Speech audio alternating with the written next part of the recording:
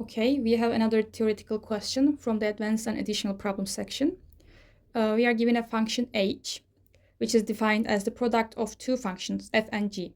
So hx is equal to fx times gx, just like that.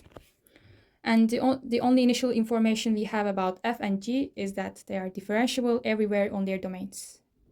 We don't know what are their domains, but we know that they are always differentiable at every point. Let's look at part A. It adds some conditions. Suppose f and g are strictly positive functions, meaning that fx is always bigger than 0 and gx is also always bigger than 0 for all x. It also tells us that both f and g have a local maximum at x is equal to a.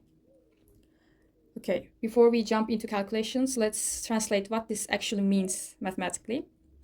If a function has a local maximum at x is equal to a, its derivative there must be either 0 or undefined. But since we are told they are differentiable, the derivatives must exist and equals 0. So the derivative of f at a will be equal to derivative of g at a, which is equal to 0. Also, for it to be maximum, the function must be increasing before a and decreasing after a. Just like our functions f and g has a form like this. At the point a, before the point a, the functions must increase, and after the point a, the functions must decrease. So this means before x is equal to a, the derivatives f prime and g prime are positive. Like when you try to draw the derivatives, they are positive before a, and when we draw the tangent line after a, the slope, which is our derivative, will be negative. So we say that f prime x will be positive if x is smaller than a and negative is bigger than a. This holds for g2.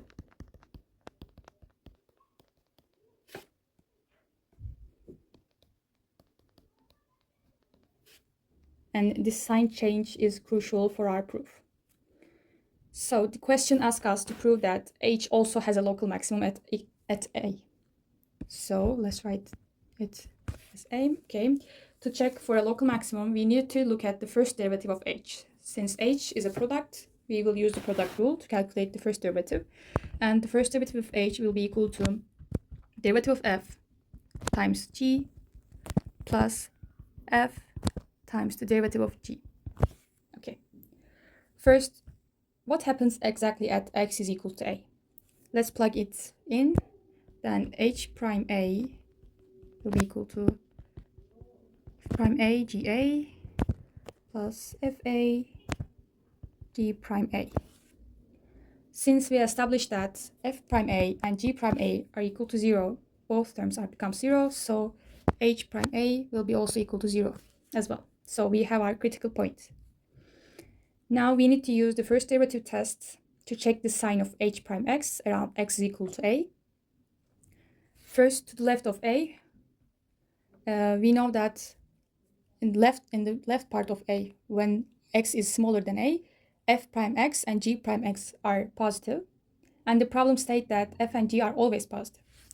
So we will check the sign of h before a, and let's write it in case 1, where x is smaller than a. Then signs will be plus, plus, and plus times plus. So we have a positive term here and a positive term here, and these signs are these related signs here. You know that by our hypothesis, we know that f prime a and g prime a are positive before a, and we know that the functions f and g are always positive on our domain. So h prime a will have a positive sign for all points smaller than a. Okay, so h is increasing here. And to the right of a, case 2,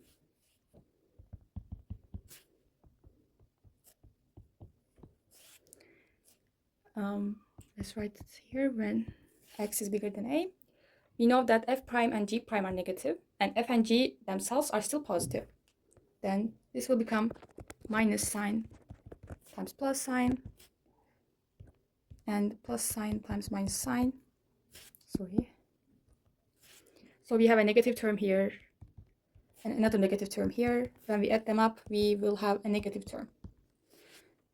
So when x is bigger than a, our h function has a negative derivative, which means our function h is decreasing. Since h prime goes from a positive to negative at x is equal to a, we have successfully proven that h has a local maximum at x is equal to a. So h, our function h has also a form like this. Until the point a, h prime is positive, and after a, h prime is negative. So you might wonder, why didn't we just use second derivative test? It's because the problem only said that functions are differentiable, which means that the first derivative exists. It didn't say that they are twice differentiable. So we have no idea if f double prime or g double prime even exist. So mathematically, we are not allowed to use them.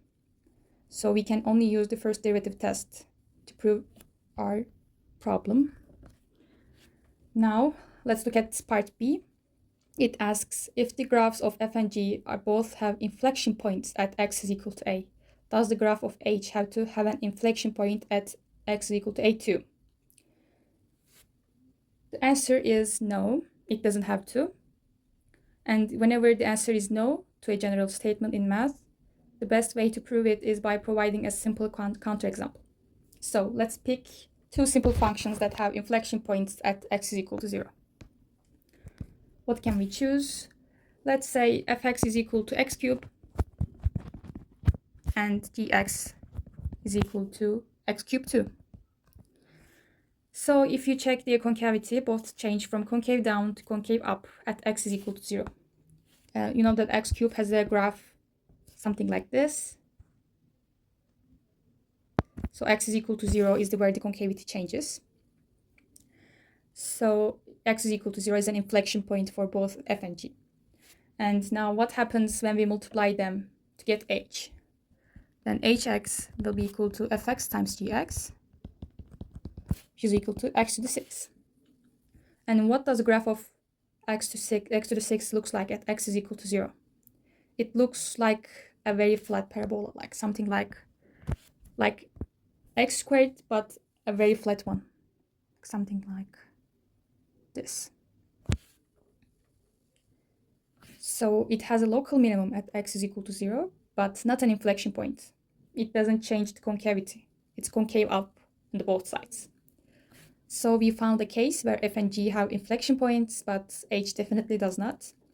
The statement is false, and our counterexample proves it.